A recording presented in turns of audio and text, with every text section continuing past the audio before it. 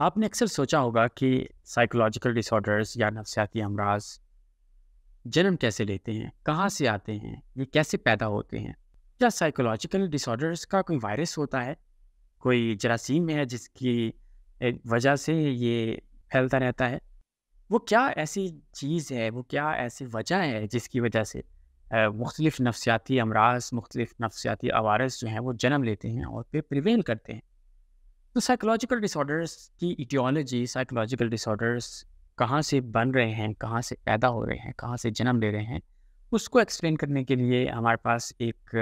Model ہے جس کا نام ہے بایو سائیکو سوشل ماڈل، جو کہ یہ بیان کرتا ہے کہ 3 ایریاز ایسے ہیں، 3 زندگی کے دائرے ایسے ہیں جہاں سے جو ہے وہ اگر چیزیں گڑبڑ ہوں، جہاں پر کوئی پرابلم ہو تو سائیکولوجیکل ڈس آرڈرس یا سائیکوپیتھولوجی جنم لیتی ہیں۔ پہلا جو ہے وہ ایریا ہے بایولوجیکل، جیسا کہ نام سے ہی ظاہر ہے کہ یہ جسم کا یا باڈی کا یا فزیولوجیکل ایریا ہے، جہاں سے اگر کچھ پرابلمس ارائز ہوتی ہیں تو سائیکولوجیکل ڈس آرڈرس جنم لیتے ہیں۔ جیسے کہ ہمارے جینس، ہو سکتا ہے کہ بہت سارے جس طرح سے خصوصیات ہم اپنے پیرنٹ سے، اپنے آباء و اجداد سے لے کے آ رہے ہیں، اسی طرح سے ہم یہ ٹینڈنسی بھی لے کر آئیں، یہ ولنریبلٹی بھی لے کر آئیں اپنے جینس کے اندر کہ ہم کسی خاص پرٹیکولر سائیکولوجیکل ڈس آرڈرز میں مبتلا ہو سکتے ہیں، یا کوئی خاص پرٹیکولر ڈس آرڈر جو ہے وہ ہم میں پیدا ہو سکتا ہے۔ اسی طرح جو اس کا دوسرا پارٹ ہے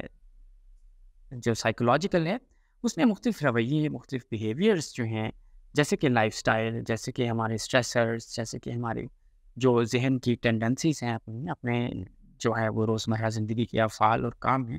وہ اس میں انوالو ہیں اور جو سائیکولوجیکل پارٹ کو بناتے ہیں۔ اور وہاں پر اگر کچھ پرابلم ہے تو ہمارے جو جیسے لائف سٹائل میں اگر کوئی ایشو ہے تو بہت سارے لائف سٹائلز ایسے ہیں جن میں یہ ٹینڈنسی ہے کہ وہ ہم میں سائیکولوجیکل ڈس آرڈرس کو جو ہے وہ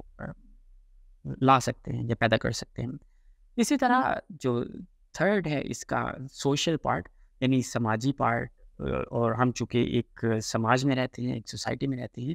تو ہم پر ہمارے انوائرمنٹ کا، ہمارے ماحول کا بہت اثر ہوتا ہے۔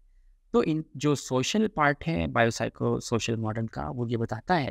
کہ ہمارا جو تیسرا دائرہ ہے، جو سماجی دائرہ ہے، اس میں بھی اگر کوئی گڑبڑ ہوگی، جیسے کہ پیئر پریشر ایک بڑی مثال ہے ہمارے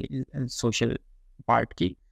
تو اس میں جو ہے اگر کچھ گڑبڑ ہے، کوئی پرابلم ہے، تو کوئی سائیکولوجیکل ڈس آرڈرس جو ہیں وہ ارائز ہو سکتے ہیں، سائیکولوجیکل ڈس آرڈرس پیدا ہو سکتی ہیں۔ میرا نام ارشد رؤف ہے اور میں ایک کلینکل سائیکالوجسٹ ہوں۔ ہم یہ بات کر رہے ہیں کہ سائیکولوجیکل ڈس آرڈرس یا نفسیاتی امراض جنم کہاں سے لیتے ہیں، اور کیا ایسی فیکٹرز ہیں، کیا ہماری جو ہے وہ ارد گرد یا ہمارے ذات میں یا ہمارے نفسیات میں ایسی چیزیں ہیں جن کی وجہ سے نفسیاتی امراض یا نفسیاتی جو پرابلمس ہیں وہ جنم لے رہے ہیں۔